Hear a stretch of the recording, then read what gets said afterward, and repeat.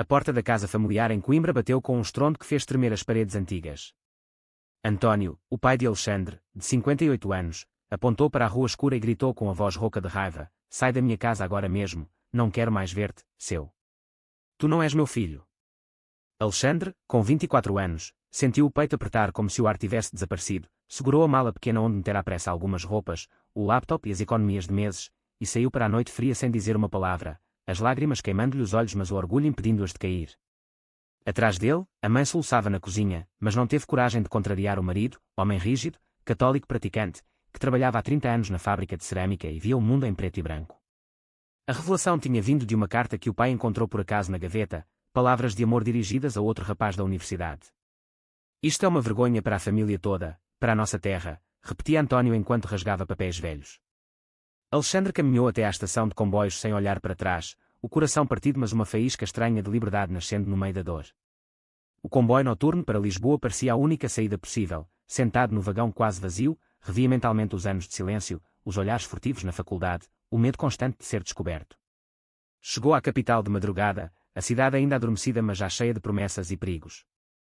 Encontrou um quarto minúsculo em Alfama através de um anúncio online, pagou adiantado com o pouco que tinha e deitou-se no colchão fino, ouvindo o fado distante de um restaurante próximo. Os primeiros dias foram de pura sobrevivência. Caminhava pelas ruas íngremes, procurava emprego em cafés e livrarias, comia pastel de nata barato para encher o estômago. A rejeição do pai ecoava na cabeça como um sino partido. "Tu escolheste este caminho", dissera ele antes de fechar a porta. "Mas que caminho?" Amar alguém do mesmo sexo era escolha ou destino. Alexandre ligou uma vez para a mãe. Ela sussurrou que o pai proibira qualquer contacto e que mudara as fechaduras. A saudade misturava-se com raiva, mas também com determinação. No terceiro dia, conheceu Pedro num café perto do Mirador da Senhora do Monte. Pedro, 30 anos, designer gráfico, percebeu o olhar perdido de Alexandre e ofereceu-lhe um café. "Eu passei por isso aos 18, irmão. O tempo cura, mas tu tens de construir a tua própria família agora." Conversaram horas. Pedro falou da comunidade em Lisboa, dos grupos de apoio, dos bares no bairro Alto onde ninguém julgava. Alexandre sentiu, pela primeira vez em semanas, que não estava completamente sozinho. Começou a trabalhar como ajudante numa livraria do Chiado, organizando prateleiras e atendendo turistas. O salário era pequeno, mas permitia-lhe respirar. À noite, lia livros sobre identidade e aceitação que comprava com desconto, sublinhando frases que pareciam escritas para ele. A cidade grande engolia-o com as suas luzes, os elétricos rangendo, o cheiro a mar misturado com o das sardinhas assadas. Aos poucos, o peso no peito aliviava, mas a ferida da expulsão ainda sangrava. Ele jurava a si mesmo que um dia provaria ao pai que ser gay não o tornava menos homem, menos filho, menos digno de amor. Os meses passavam devagar, cheios de pequenas vitórias e grandes solidões. Alexandre acordava cedo todos os dias para abrir a livraria, o aroma a café e papel velho tornando-se o seu novo conforto. Pedro apresentou um grupo pequeno de amigos que se reunia aos sábados num apartamento em Príncipe Real. Ali, entre risos e confidências, Alexandre ouviu histórias semelhantes à sua: pais que viraram as costas, mães que choravam em silêncio, irmãos que fingiam não saber. Pela primeira vez sentiu que a sua dor tinha nome e rosto coletivo. Um dos rapazes, Rafael, arquiteto de 26 anos, de olhos castanhos suaves e sorriso fácil, chamou-lhe a atenção desde o primeiro instante.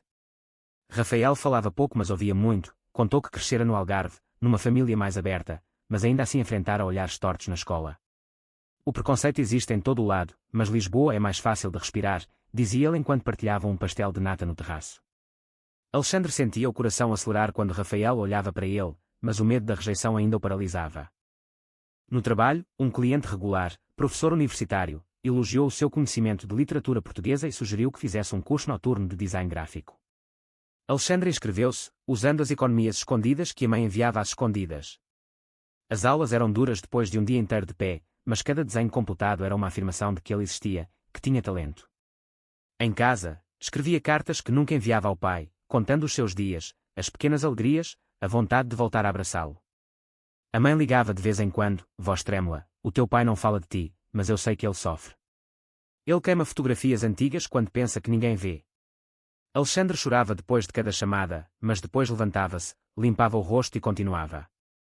Um fim de semana, Pedro organizou um passeio ao Mosteiro dos Jerónimos. Ali, entre turistas e o som das gaivotas, Rafael pegou-lhe na mão pela primeira vez.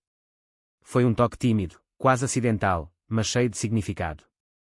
Alexandre sentiu o calor subir-lhe pelo braço e, pela primeira vez desde a expulsão, permitiu-se sorrir sem culpa. A relação começou devagar, como uma flor que desabrocha depois da geada, cafés longos, passeios pelo Tejo, conversas até de madrugada sobre sonhos e medos. Rafael ajudava-o a ver que o amor não era pecado, era luz. Mas o fantasma do pai pairava. Alexandre evitava falar do assunto, com medo de que a sombra estragasse a felicidade frágil. No grupo, ouvia falar de rapazes que tentaram suicídio depois de rejeições semelhantes, e jurava que nunca chegaria lá. Trabalhava mais, estudava mais, queria construir algo sólido. A livraria promoveu o responsável de turno, o salário subiu um pouco e ele pôde mudar para um quarto melhor em Santos. A cidade mudava com ele, outono trouxe chuvas que lavavam as ruas, inverno trouxe luzes de Natal que brilhavam nos olhos de Rafael. Alexandre começava a acreditar que a vida podia ser boa apesar de tudo. Mas uma noite, sozinho no novo quarto, recebeu uma mensagem da mãe: o teu pai decidiu mudar o testamento. Disse que tu não existes mais para ele. O golpe doeu mais do que a porta batida meses antes. Alexandre ficou horas sentado na varanda, olhando o rio, perguntando-se se algum dia o pai se arrependeria. Rafael e Alexandre passeavam de mãos dadas pela Avenida da Liberdade num domingo de sol, ignorando os olhares ocasionais de turistas conservadores. A relação crescia forte, cheia de ternura e apoio mútuo. Rafael ajudava Alexandre com os projetos da faculdade, e Alexandre cozinhava pratos simples que aprendera com a mãe para surpreender o namorado. O grupo de amigos tornou-se família escolhida, jantares coletivos onde se partilhavam histórias de vitória e derrota, risos que curavam feridas antigas. Alexandre voluntariava-se agora num centro de apoio a jovens LGBT, ouvindo rapazes de 16 anos que fugiam de casas semelhantes à sua. Cada conversa reforçava a sua própria força. No trabalho, a livraria expandiu para venda online e ele foi colocado na equipa de marketing, usando os novos conhecimentos de design. O salário permitia pequenos luxos, um jantar em Belém, um fim de semana em Sintra. Mas a saudade da família nunca desaparecia completamente. A mãe enviava fotos escondidas do pai envelhecido, mais magro, mais calado. Ele vai à igreja todos os dias agora, escrevia ela. Alexandre imaginava-o ajoelhado, pedindo perdão por um filho que considerava perdido. Um dia, Rafael propôs uma viagem ao Algarve para conhecer os pais dele. Alexandre hesitou, com medo de repetir o trauma, mas aceitou. A família de Rafael recebeu-o de braços abertos, sem perguntas, apenas abraços e pratos de peixe grelhado. Pela primeira vez sentiu que era aceitação incondicional. De volta a Lisboa, a confiança cresceu. Alexandre começou a falar abertamente da sua orientação no trabalho, ganhando respeito de colegas. Mas o destino preparava outro teste. Pedro, o amigo que o acolhera no início, foi despedido injustamente por causa de uma denúncia anónima relacionada com a sua orientação. O grupo uniu-se para ajudar, organizando petições e apoio jurídico. Alexandre liderou a campanha nas redes, usando o seu novo talento gráfico para criar cartazes impactantes. A vitória veio devagar. Pedro recuperou o emprego e a história saiu nos jornais locais como exemplo de preconceito no mercado de trabalho. Alexandre sentiu orgulho verdadeiro pela primeira vez. Rafael orgulhava-se dele, beijando-o com mais intensidade à noite. No entanto, uma carta chegou da mãe: o teu pai decidiu apagar todas as tuas fotos da casa. Disse que tu escolheste morrer para ele. Alexandre leu as palavras sentado no chão do quarto, Rafael abraçando-o em silêncio. A decisão do pai, tomada meses depois da expulsão, cortava mais fundo do que a própria expulsão. Alexandre chorou até não ter mais lágrimas, depois levantou-se e disse a Rafael: eu não vou deixar que isso me destrua. Começou a escrever um diário público no blog, partilhando a sua jornada sem nomes, apenas sentimentos. Os leitores cresceram, mensagens de apoio chegavam de todo o país. A ferida ainda doía, mas a cicatrização começava. Os anos passaram mais depressa do que Alexandre esperava. Aos 27 anos, formou-se em design com distinção e conseguiu emprego numa agência criativa no Parque das Nações. Rafael, agora sócio do estúdio de arquitetura, planeava projetos juntos nos fins de semana. A vida em casal era equilibrada, cheia de rotinas doces, manhãs de café no terraço, noites de cinema em casa, viagens curtas a Aveiro ou ao Douro. Alexandre voluntariava-se ainda no Centro de Jovens, agora como coordenador de workshops de autoestima. O pai nunca mais contactara. A mãe visitava Lisboa uma vez por ano, escondendo as viagens do marido. Ele envelheceu muito, dizia ela, fala pouco, olha muito para o vazio. Alexandre ouvia sem comentar, mas por dentro a mágoa crescia. Uma noite, durante uma festa de São João no Bairro Alto, Rafael pediu-lhe para morarem juntos oficialmente. Alexandre aceitou com lágrimas de felicidade, mudaram-se para um apartamento luminoso em Campo de Ourique, com vista para o rio. A nova casa encheu-se de plantas, livros e memórias felizes. No trabalho, Alexandre liderou uma campanha publicitária para uma marca de moda inclusiva, usando imagens de casais do mesmo sexo, o projeto ganhou prémio nacional e o seu nome apareceu em jornais. Pela primeira vez sentiu-se visível de forma positiva. Mas o sucesso trouxe também inveja. Um colega conservador espalhou rumores, dizendo que Alexandre só subira por causa do estilo de vida. O incidente magoou, mas o apoio de Rafael e do grupo fortaleceu. Decidiu confrontar o preconceito abertamente numa entrevista para uma revista online. As palavras saíram-lhe do coração: ser gay não é uma escolha, é quem eu sou, e isso não me torna menos capaz. O artigo viralizou. Mensagens de pais arrependidos chegaram, mas nenhuma do seu próprio pai. A mãe ligou chorosa. Ele viu o artigo. Rasgou-o e saiu de casa sem dizer onde ia. Alexandre sentiu uma mistura de esperança e medo. Talvez o pai estivesse a mudar. Mas semanas depois veio a notícia dura: António decidira oficialmente deserdá-lo, alterando o testamento na presença de um advogado e de testemunhas da igreja. A decisão, tomada em silêncio depois de anos de silêncio, cortou o último laço jurídico. Alexandre leu o documento que a mãe enviou escondido e sentiu o peito vazio. Rafael abraçou-o durante horas. Tu tens uma família aqui, sussurrou. Alexandre começou a terapia para processar a dor acumulada. As sessões ajudaram-no a ver que o arrependimento do pai, se viesse, seria tarde. A vida continuou: promoção no trabalho, viagem de sonho a Paris com Rafael, aniversário rodeado de amigos. Mas no fundo, uma pergunta permanecia: quanto tempo um pai aguenta viver sem o filho? O diagnóstico chegou num dia cinzento de fevereiro. António tinha cancro do pulmão em fase avançada. A mãe ligou a chorar, voz quebrada. Ele recusou tratamento no início, disse que Deus decidia. Alexandre ficou paralisado no escritório, o telefone na mão. Rafael levou-o para casa, preparou chá e ficou ao lado enquanto as emoções explodiam. Depois de anos de silêncio, o pai estava a morrer e ainda não o chamara. A mãe implorou: vem, por favor. Ele não sabe que eu te contei. Alexandre hesitou dias inteiros. O grupo de amigos aconselhou cautela. Rafael disse simplesmente: faz o que o teu coração mandar. No fim, Alexandre comprou bilhete de comboio para Coimbra. A viagem pareceu eterna. Reviu mentalmente todos os momentos: a porta batida, as cartas rasgadas, o testamento alterado.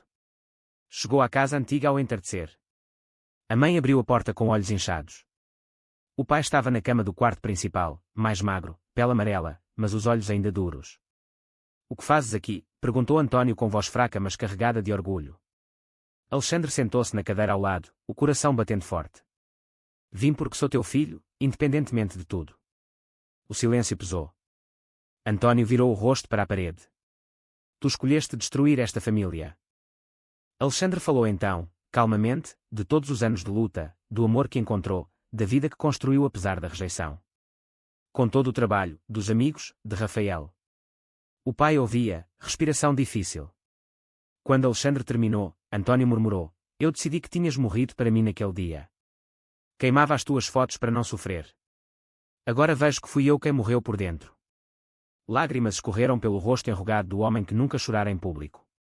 Alexandre pegou-lhe na mão pela primeira vez em anos. O arrependimento do pai veio tarde, mas veio. Perdoa-me, filho. Eu estava cego. Os dias seguintes foram de reconciliação frágil, conversas curtas, a mãe sorrindo pela primeira vez em muito tempo. Mas o cancro avançava rápido.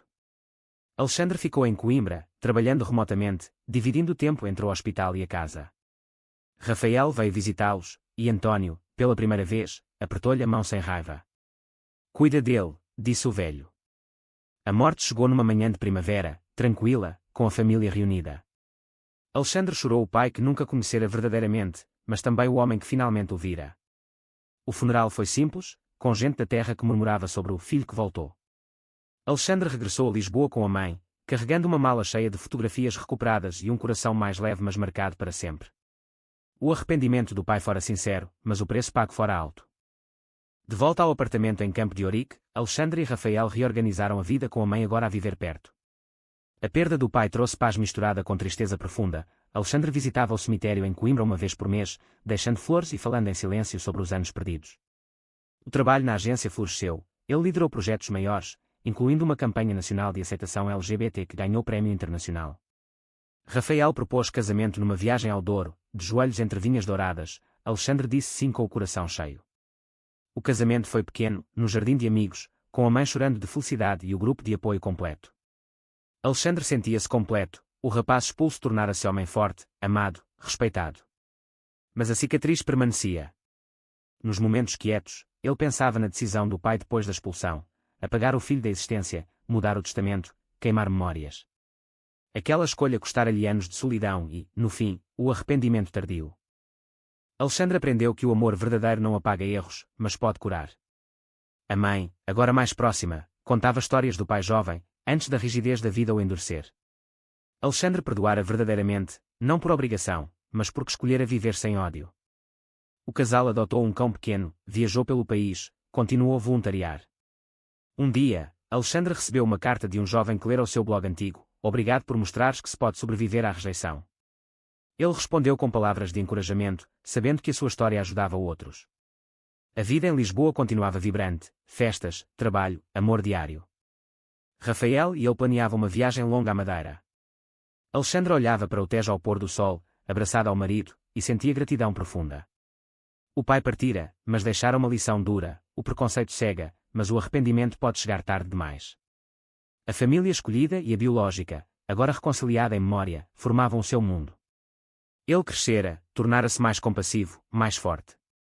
O passado não definia o futuro. É verdade que uma rejeição inicial de um pai por o filho ser gay pode ser superada com o tempo e o arrependimento sincero, ou destrói o laço familiar para sempre. Verdadeiro ou falso?